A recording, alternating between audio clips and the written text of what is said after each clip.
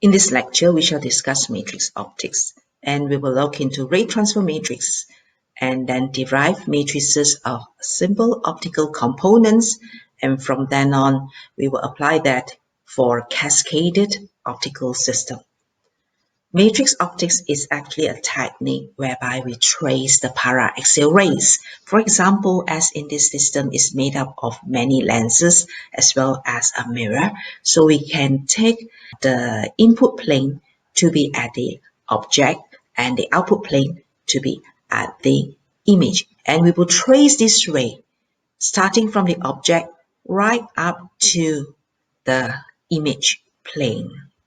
The rays will be assumed to travel within a single plane, so it's applicable for planar geometry as well as meridional rays in circular symmetric systems.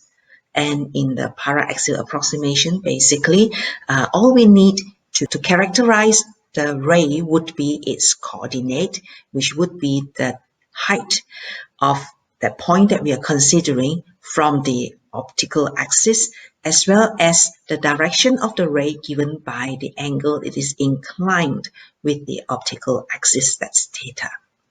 And from y and theta that describe the ray, we can then relate the position and the angle of the ray at the input and output plane using two linear algebraic equations, and from there we can then write the 2x2 matrix. So we call that the ray transfer matrix.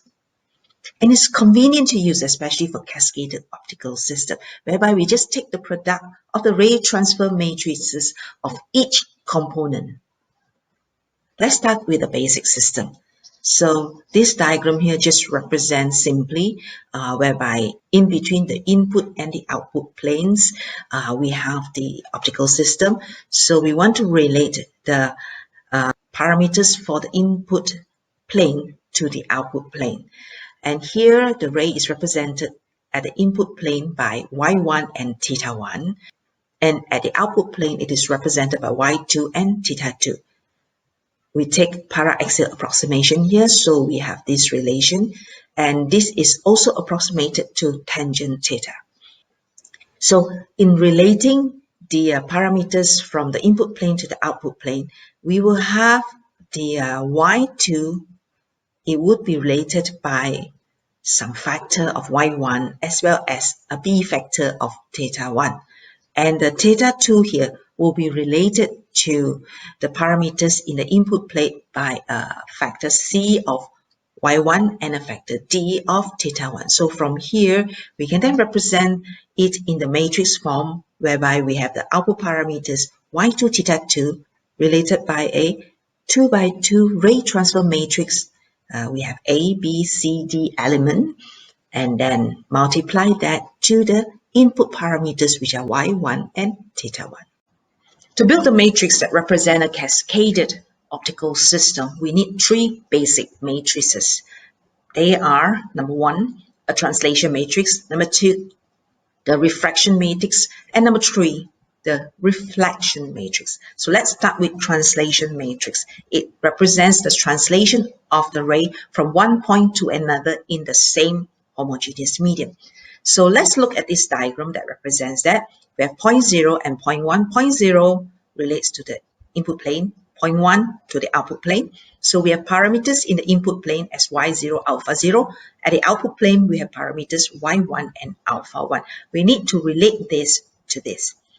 So looking at this diagram, alpha 1 will be equal to alpha 0 because the ray did not change direction.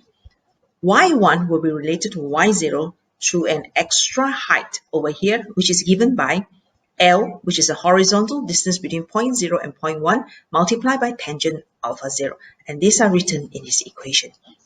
We would like to put this in a form which would be easy for us to write out the matrix. So here it is. y1 then will be equals to 1 times y0 plus L time, now instead of tangent alpha 0, we have used the paraxial approximation and we've equated this to alpha 0. And alpha 1 will be equals to, since we have no y0 component, so we multiply this by 0 plus 1 times alpha 0.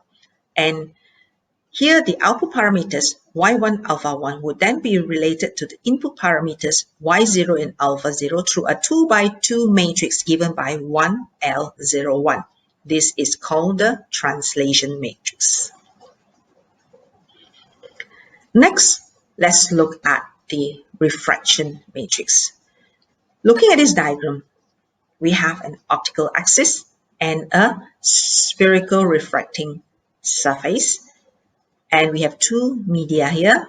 The first one with refractive index n, the other one with refractive index n prime.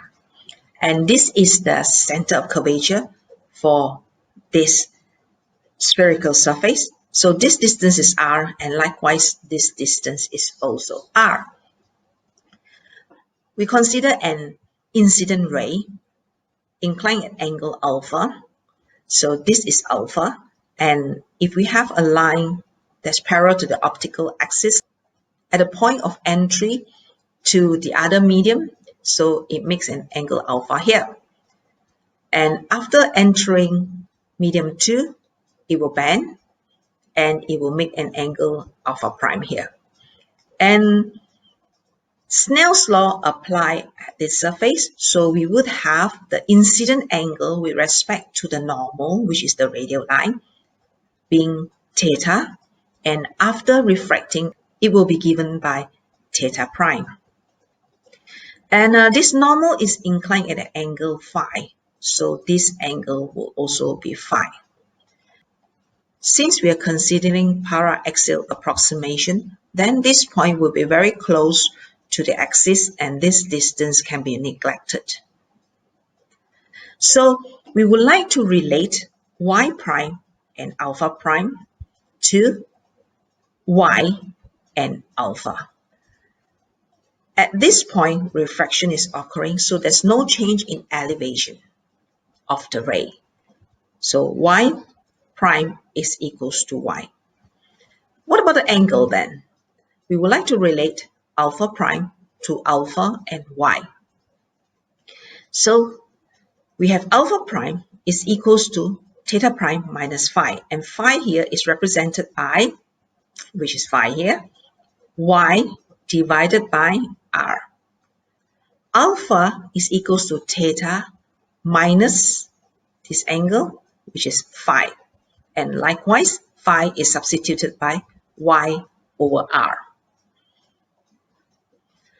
And we will use the paraxial form of Snell's law. So we have n theta equal to n prime theta prime. And therefore, theta prime here then is substituted by n theta or n prime. And theta then is substituted by alpha plus y over r. Expanding it, we will have n prime y over r minus y over r plus n prime alpha.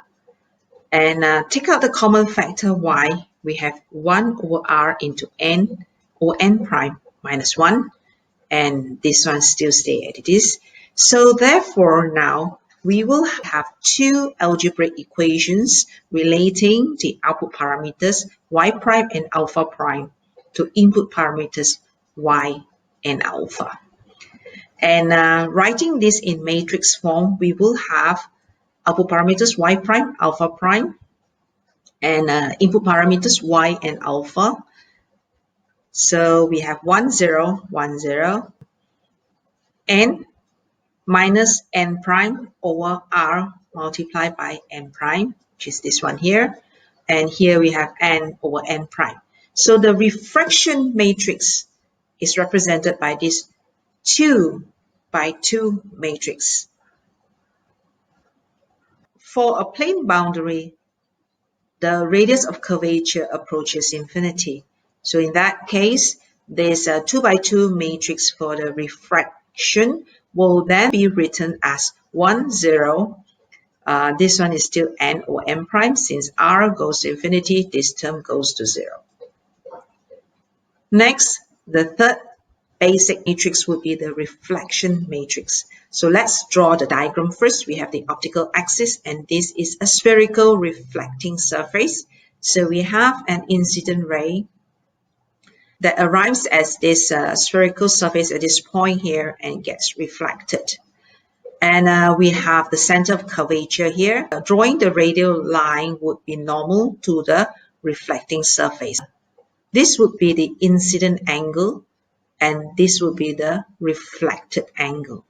Taking the line that's parallel to the optical axis as reference, which is this dashed line here, then we will define some angles relative to this horizontal line, whereby the incident ray will be inclined at alpha and the reflected ray will be inclined at alpha prime. The radial line will be inclined at angle phi. And at the point where reflection occurs, the elevation is given by y, and just after reflection, it is still the same point, it will be given by y prime. Now from here, you'll see that alpha is equal to theta plus phi. This angle is phi. And phi is equals to y over r. In this case, the center of curvature is on the left side of the spherical surface, so r will be negative. And alpha prime will be equals to theta prime minus phi. And phi will be represented by y over negative r. And applying law of reflection, we will have the reflected angle equals to the incident angle. So then alpha prime would be equal to theta, substitute this with theta, plus y over r.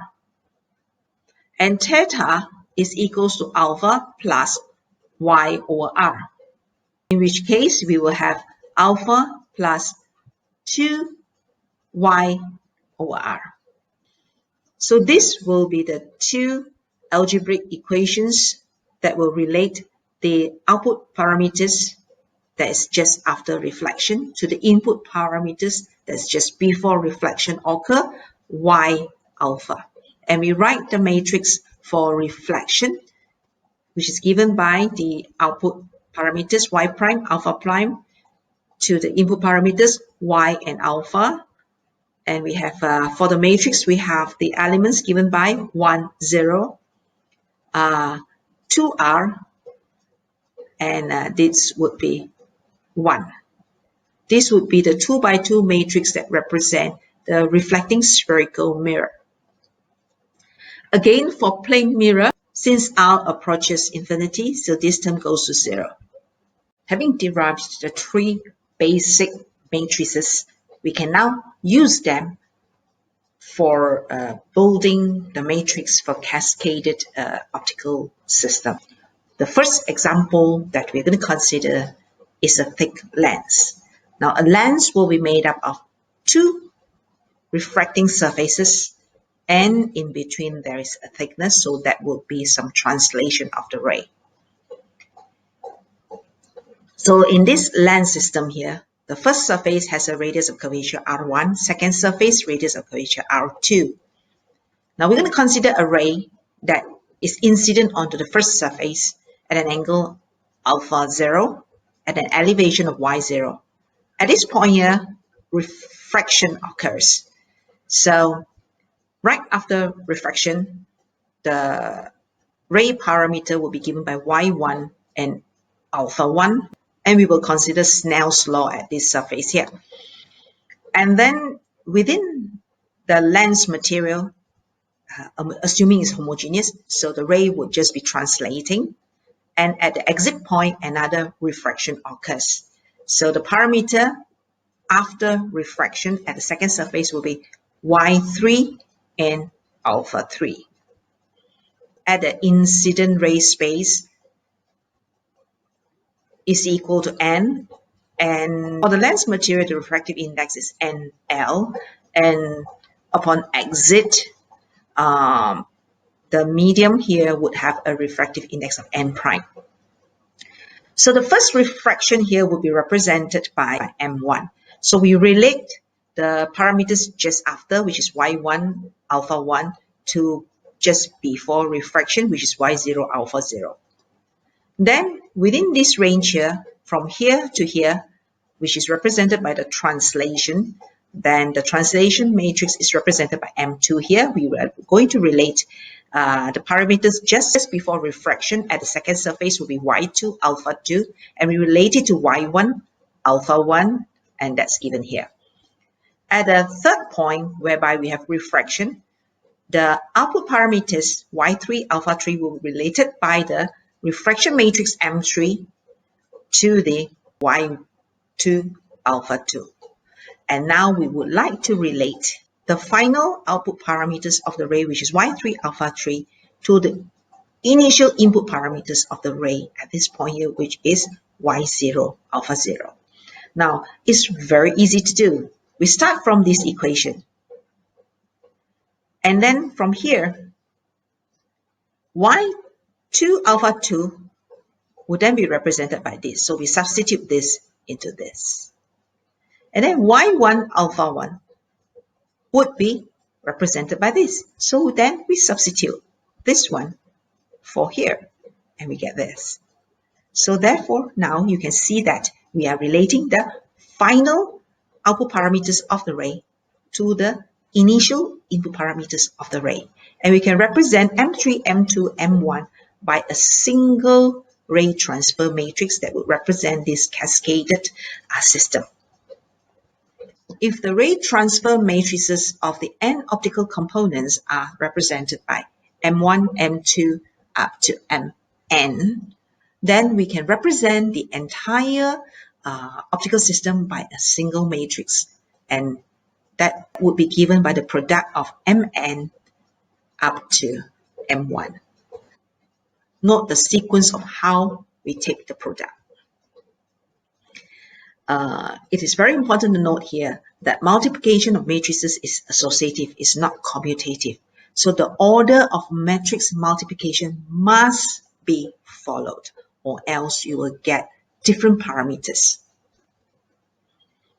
So for the example that we have drawn just now, which represents a thick lens, whereby at the center here, the thickness is given by T. First, we will write the matrices that represent refraction here, translation here, and refraction here.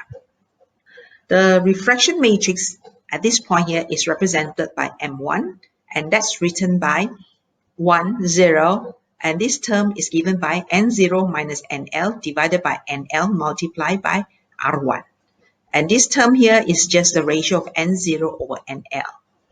And for the translation from this point to this point, we represent that using M2, which is a translation matrix given by 1. T is the horizontal distance, that's the thickness of the lens, 0, 1. And at this point here, we represent using another refraction matrix, M3, which is equals to 1, 0. And this C element is represented by NL minus NF divided by NF multiplied by R2. And over here is just the ratio of NL divided by NF. Remember the sequence, it must be correctly written. So the lens matrix will be represented by the product of M3, M2, and M1.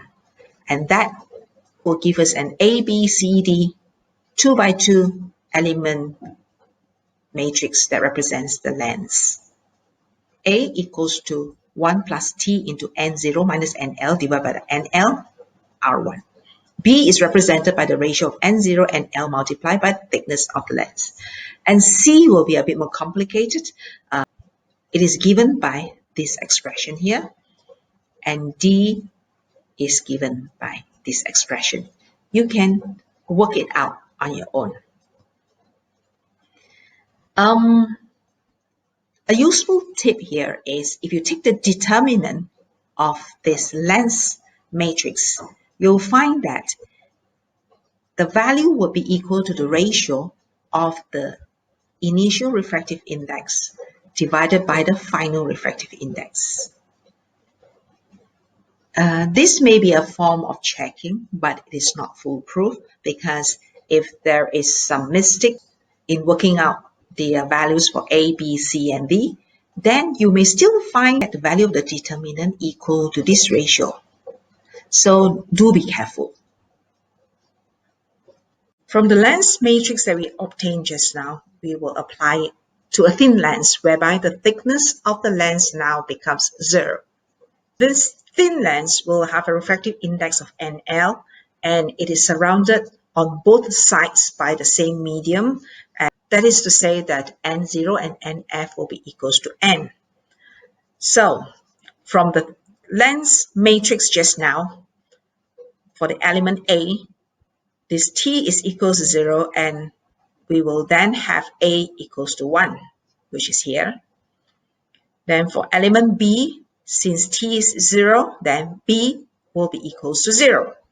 And for the element C, the third term here will be equals to 0, and we are left only with the two first terms, which is written here.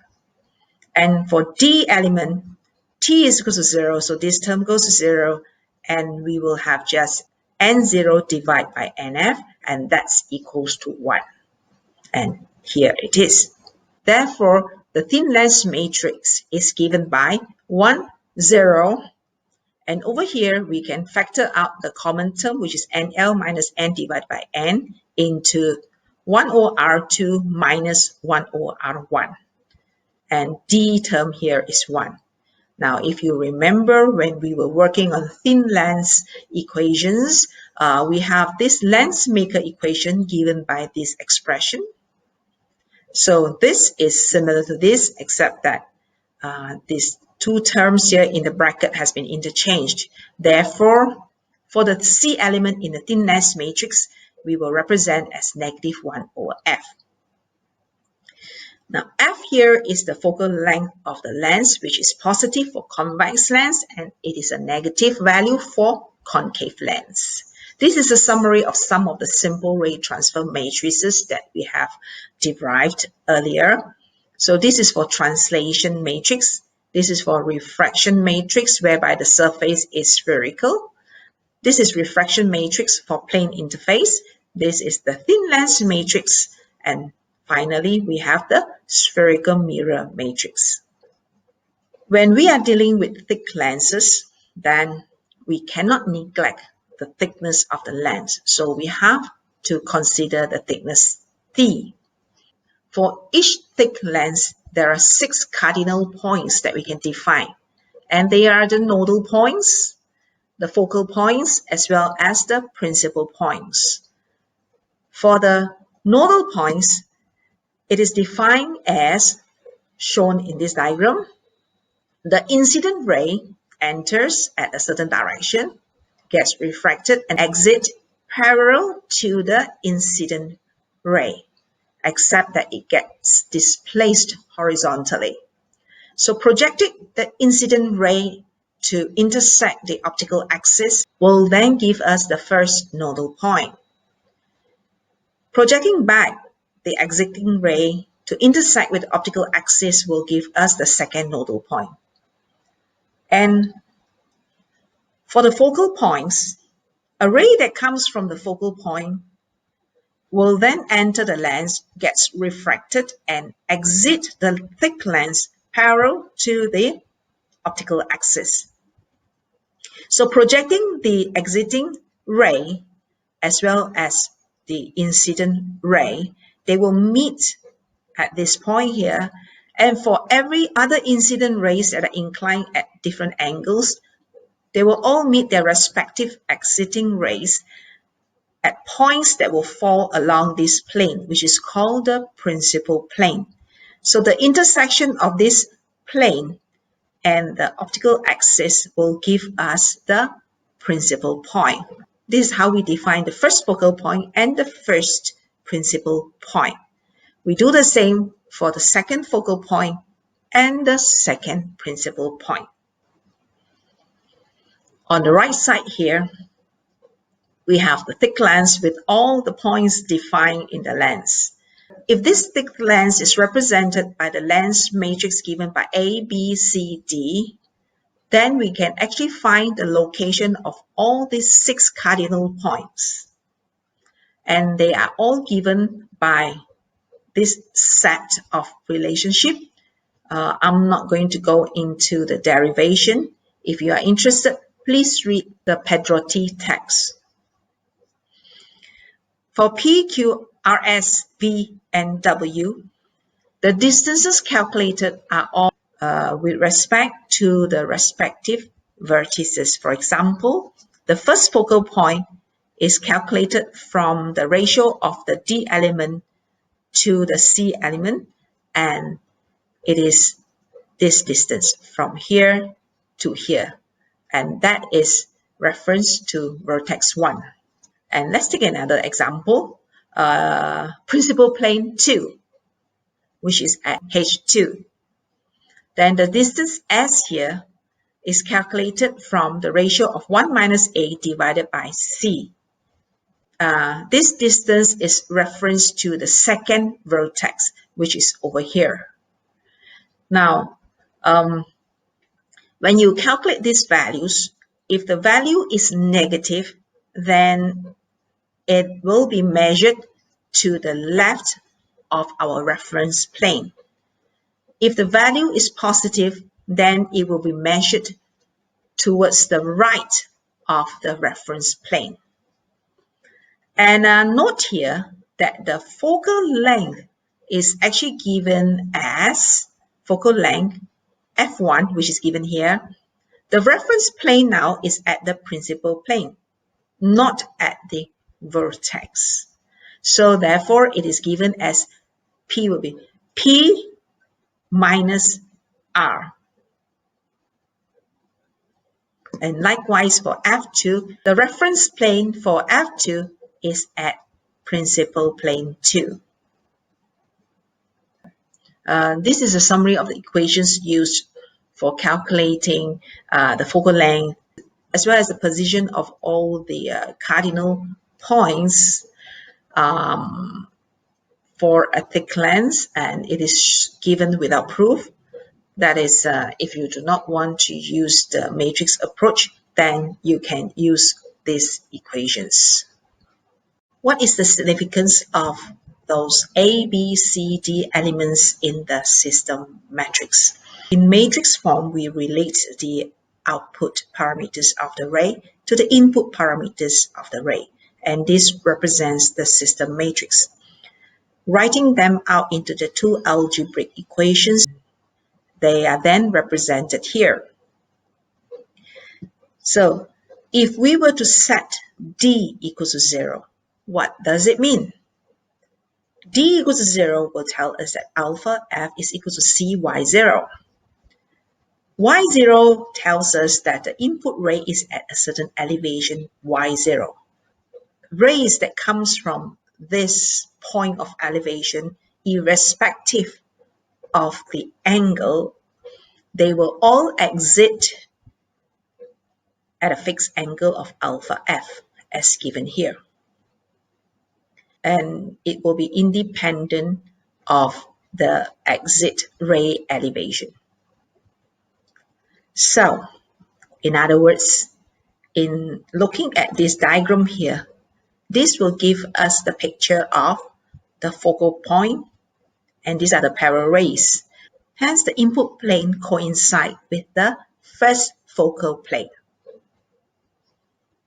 Next, if we were to set A equals to 0, then YF will be equal to B alpha 0. This tells us that rays that are entering at the input plane will be at a fixed angle of alpha 0, and it does not matter at what elevation. But when they exit, they will all pass through the same point of elevation, which is YF, and it can be inclined at different exit angle. So from this diagram, we can see that the output plane then corresponds to the second focal plane. Next, when we set B equals to 0, then we will have YF equals to AY0. And that tells us that at the input plane, the incident rays will be coming from a fixed elevation point. It can enter at different angles. And at the output plane, they will exit at a single elevation point as well. And this exit rays can come at different angles too. So from this diagram here, it shows that this would be the object point, and all these rays will be mapped to a single image point. So in other words, the input plane corresponds to the object plane and the output plane corresponds to the image plane. So this would represent the imaging system, and A would be equal to YF over Y0. YF can correspond to the image height and Y0 can correspond to the object height. So A would then give us the linear magnification. In the case when we set C equals to 0, then alpha F will be equal to D alpha 0. This tells us that the incident ray can be at different elevation points, but they will all be entering at the same angle.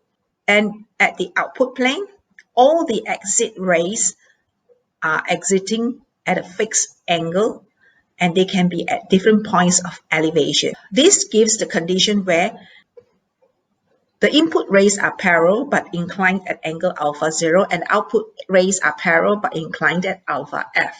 So this system here represents a telescope system.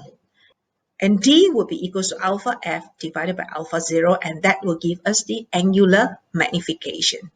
So here we see what it means when we set each matrix element to be equal to 0.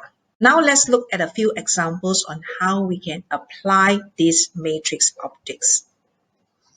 In the first example, we are to find where would the image be located and what would the magnification of this image in this arrangement.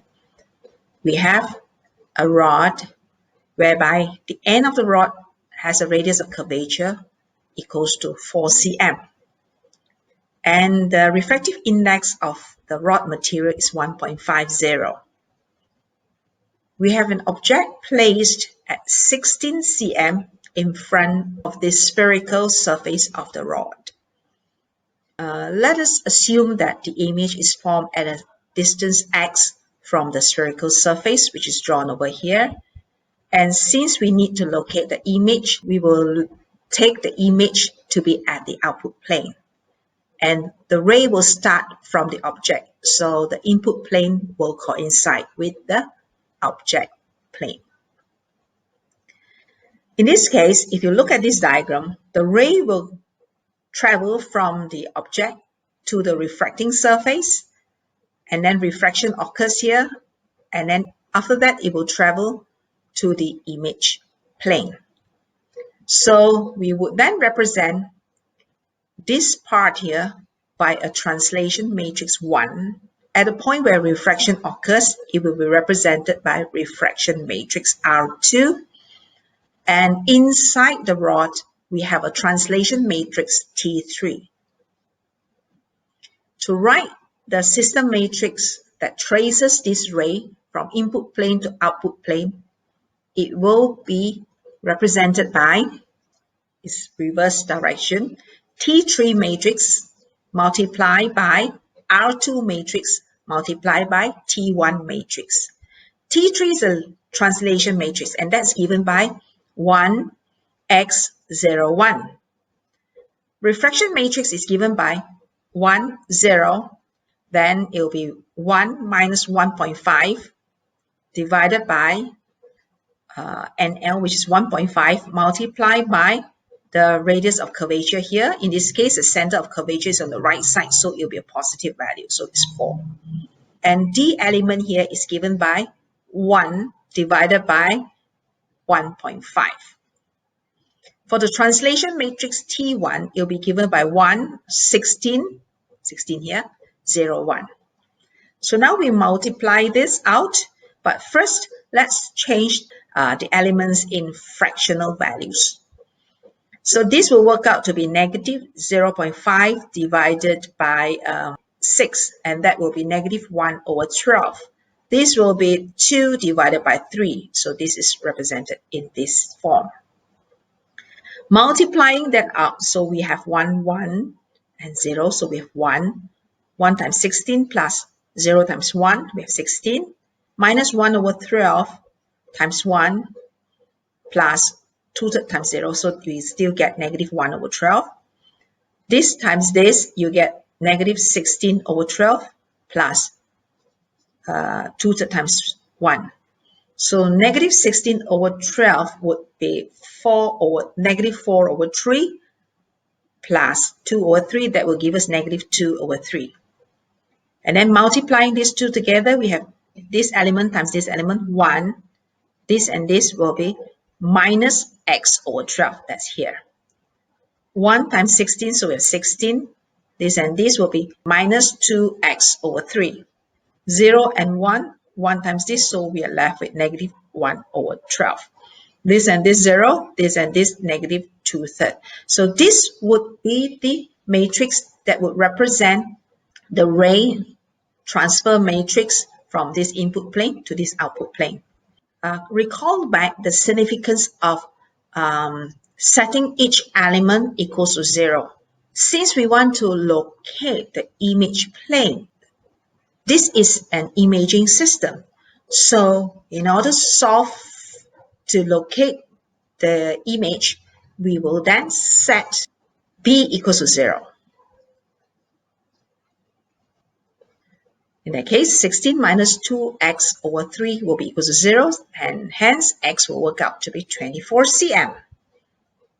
And it's positive, so this image will be formed as this value given here. If this value is negative, then the image will be formed on the other side here. And this image is a real image. It's a positive value. The linear magnification will be given by A, and substituting x here with 24, and that will give us 1 minus 2, and therefore it will be negative 1. This tells us that the image is the same size as the object, and it will be inverted. What would be the power of this refracting surface? In this case, let's recall back the refracting equation for spherical surface. And the power of this refracting surface will be given by n2 minus n1 divided by r, which is 1.5 minus 1 divided by 4, and that's 1 over 8 cm. Now, if we want to use the diopter unit, we will have to change the unit of this length to meters. So that will be 0.08 meters. 1 over 0.08 will give us 12.5 diopter. This is example 2. It is an optical system made up of two thin lenses with focal lengths FA and FB. Well, it can be either a positive or a negative lens. So for this thin lens A, the matrix will be represented by 1, 0, negative 1 over FA, 1. For thin lens B, it will be represented by 1, 0, negative 1 over FB, and 1. And these two lenses are separated by a distance L. So we would have a translation matrix here, which is represented by 1L01. So the system matrix for this optical system, whereby the input plane is at lens A and output plane is at thin lens B, will be written as, don't forget the sequence must be right. So we will write the thin lens matrix LB multiplied by the translation matrix T, and then multiplied by the thin lens matrix LA. So substituting all this in here, this is what we get. And working it out, we will have 1 multiplied by this. We have 1 minus L over FA. This and this, this and this, we have L. And this, we have negative 1 over FA. This, and this, we have 1 here. And next, let's multiply here. This multiplied by this plus this multiplied by this. So we have 1 minus L over FA. This and this, so we have L here. And for this one, it will be negative 1 over FB in multiplied by 1 minus L over FA. And rewritten here as 1 over FB, L over FA minus 1 minus 1 over FA. And for the D element, it will be 1 minus L over FB. So we want to find the first and second focal lengths of this optical system. So what do? We make use of that summary of those distances that was given to you. So for focal length F1, that will be given by N0 over NF divided by C. Now N0 and NF are the same, so that's 1 divided by C. And F2 will be given by -1 over C. It's written here. So in that case, our equivalent focal length of this system will be equal to F2, and that's equal to -1 over C. So taking the reciprocal, 1 over F equivalent will be equals to -C. So that's equals to negative of this element, which is -1 over FB into L over FA minus 1, and negative times this one will be positive, so 1 over FA. So this one, if you work it out, is actually equals to 1 over FA, this times this, plus 1 over FB, and minus L over FA, FB. So this expression will give us the equivalent focal length FEQ. As N0 is equals to NF, the first principal and nodal points will coincide. So R will then be equals to V, and that's equals to D minus 1 over C. So D minus 1, so which will be D minus 1, that's going to give us negative L over FB. Divided by C. 1 over C is given as negative FEQ. So the negative and negative multiply out to be positive, and we will get FEQ L over FB. For the second principal and nodal points, they will be given by the distance S and the distance W. But since these two values are the same, so they are equated to the same expression, which is 1 minus A, and that's equals to 1 minus A will give us L over FA. 1 over C will be equal to negative FQ, so we have negative FQ here. This distance will be referenced to the output plane, which is given by the lens B position. R and V distances will be referenced to the input plane, which is the position of lens A. This is the third and final example. We have a hemispherical thick lens whose radius is 3 cm. The refractive index of this lens is 1.5, and it is immersed in air, so N0 is 1 and NF is equals to 1. First, let us write the system matrix that represents this lens. We will take the input plane to be at this surface and the output plane to be at this surface. The lens matrix would then be represented by the refraction at the flat surface multiplied by the translation matrix of this space here, which is 3 cm, and finally the refraction matrix at a curved surface. So for the flat surface, the refraction matrix is given by 1, 0, 1.5 minus 1 divided by 1 multiplied by R2, which is infinity, so this term goes to 0. And for D element, it will be 1.5 divided by 1. For the translation matrix, it's represented by 1, 3, 0, 1. For this refraction matrix of the first surface, it will be 1, 0, 1 minus 1.5 divided by 1.5 multiplied by R1, which is positive 3. And D element here is given as 1 divided by 1.5. Now, we like to work with fractions because if we work with decimal values and if we use less number of significant figures, when we multiply out all the matrices, then we may get a large truncation error. So it is better to use fractional values. So we will have here 1, 0, 0. This is 3 over 2. 1, 3, 0, 1. 1, 0. This will be 2/3, 2/3. And this will be negative 0.5 divided by 4.5. And that will be negative 1 over 9. So we multiply the first two matrices. That will give us 1. And then we give us 3 here. 0 and 1, 3 over 2, that will be 0. 0 times 3, and this will be 3 over 2. And then we multiply these two matrices, that will give us 1 minus 3 over 9, that will give us 2/3. This times this 0, so 3 times 2/3 will give us 2. This times 1 plus this times this, 3 and 9 here cancels, so we get 3, so you get negative 1 over 6. This times this, and this times this, you get 1. So this would be the thick lens matrix. Now let's do some checking. Take the determinant. 2, 3 times this one minus these two terms.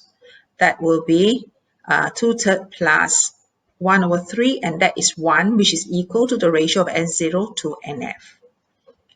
Now next, we want to find the location of the cardinal points.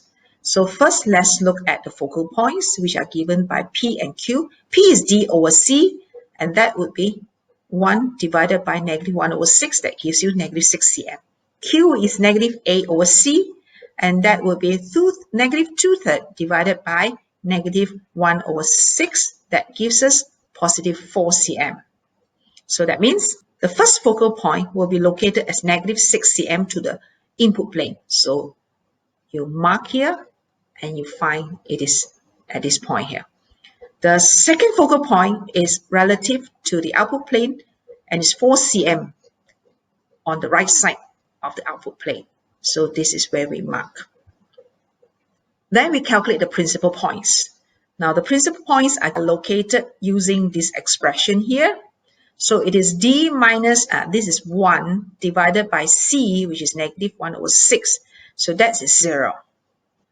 For S is 1 minus A over C, and that's 1 minus 2/3 divided by negative 1 over 6. That gives us negative 2 cm. So R is 0. That would mean that the first principal point is on the surface here. Or rather, it coincides with the vertex 1. The second principal point is located reference to the output plane, negative 2. So it's 2 cm to the left of it. So that's this position here. We have already found where the focal points are located. For the focal lengths, these lengths are referenced to the principal planes. So hence, F1 will be measured from H1, and that will be equals to P. So it is still negative 6 cm. F2 will be measured relative to H2. This is 2 and this was 4, so that will be positive 6. Or from this expression here, is actually 1 over C, so it is positive 6 cm.